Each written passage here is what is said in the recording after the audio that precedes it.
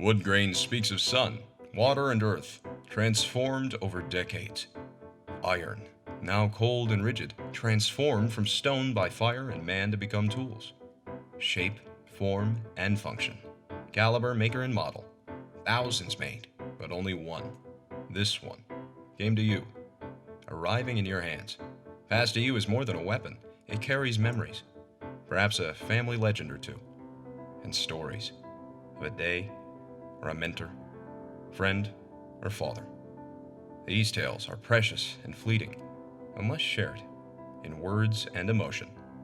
Let's release some from the Arsenal Archives. Welcome to Arsenal Archives. I'm Mike Porter. I'm going to be the host for this series, and the premise is that we all have guns in our arsenals, in our gun cabinets, that say more to us than what they can do for us in the woods, in the field, and they mean something more to us. We would hate to lose them if they were stolen, if they were lost in a fire, if we dropped them over the side of the boat, something like that. We'd go to great lengths to get them back, not because they would continue to be functional after some sort of an incident like that, but because of what they meant to us and the stories that go along with them. This first episode, I want to focus a little bit on the idea of that first gun, the first .22. Many of us started with a .22 caliber rifle. This one is exactly like the one that was my first rifle. It is a Model 36 Remington. It is a tubular magazine, nice walnut stock, smooth action, stainless steel bolt, great for hunting, squirrels, those kinds of things. I grew up with one exactly like this, and, well, except that it had a crack right down the middle of it here. The special thing about this gun is because that first gun was stolen from our property many years ago, and interestingly enough, when I met my wife, the first time I was in the attic of her parents' house. I looked over my shoulder and I saw a couple of interesting things that I wasn't expecting to see. One of them happened to be this rifle, which was her grandfather's, and it turns out to be the exact same model. They had a number of different bolts, and this one happens to be exactly the same as the one that was lost. And it's very accurate and a nice light gun to take in the woods. But more importantly in this case, it means something to me because it's the same as what I grew up with, but it is also a family heirloom, I guess. It was her grandfather's. He used to use it for hunting rabbits in North Carolina. I grew up in northern Minnesota, but nonetheless, Remington Model 36 is important to me, and this one in particular. So that's the premise. Let's hear from a couple of other voices about their first .22s. Chris from Wisconsin, talking about some of my favorite guns. This is a Model 69 Winchester I bought in '84 while I was working at Burger Brothers in the cities from a gentleman who came in. $80. This has killed more squirrels than any other gun I have. In fact, we used to live off squirrels during duck season. We'd shoot ducks in the morning, we head out to the woodlot in the afternoon and shoot our squirrels. This is a wonderful, and at that time my eyes were good enough I didn't need a scope.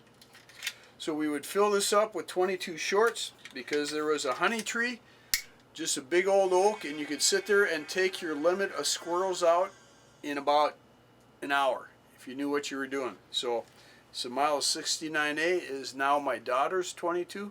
She had me take the scope off because she likes shooting open sights. I can't shoot open sights anymore, so it's a hoot. Hi, I'm Gary from Eau Claire, Wisconsin, and I'm going to pull a gun out of this case my mom made out of an old pair of jeans and show you what family lore refers to as Old Never Empty. Old Never Empty is a Winchester Model 06 22. It's got a tube magazine. It's chambered for short, long, and long rifle, and I think that's where the old Never Empty story comes from. It was the varmint gun at my grandmother's ranch in North Dakota, near Lisbon, North Dakota. So it always leaned up against the porch to take care of skunks and raccoons and rattlesnakes and the like. But because it was chambered for short, long, and long rifle, it just got filled with whatever was laying around in the junk drawer. And so you never really knew how many rounds were in it back in the day. And the story is that many a hole is in the ceiling in the kitchen was from when people said, it doesn't have anything in it, and it did. But it's also a real interesting design, purported to be the same one that Annie Oakley used for her trick shooting when she was in the business. But it's a T-bolt. So one of the fun things is when you pump it, the expended casing lands on your hat, pops up. So it's really hard to put a sight on. So it's an open sight gun. It's got some marks here along the stock that mark where my dad, who was a crack marksman in the Army, shot jackrabbits and one red fox. This is the gun I learned how to shoot with. It's the one I went through hunter safety with in the mid-70s. It's just got a lot of memories for me, and it's such a lightweight little gun. It's a great one. My kids learn how to shoot with it. It doesn't weigh anything. It's easy to work with. It's got a safety here that's pretty intuitive for kids to learn on, and it's remarkably accurate. My dad once from the hip shot the head off a rattlesnake at about 30 feet. So shoots straight, shoots often, sometimes more than you'd wish.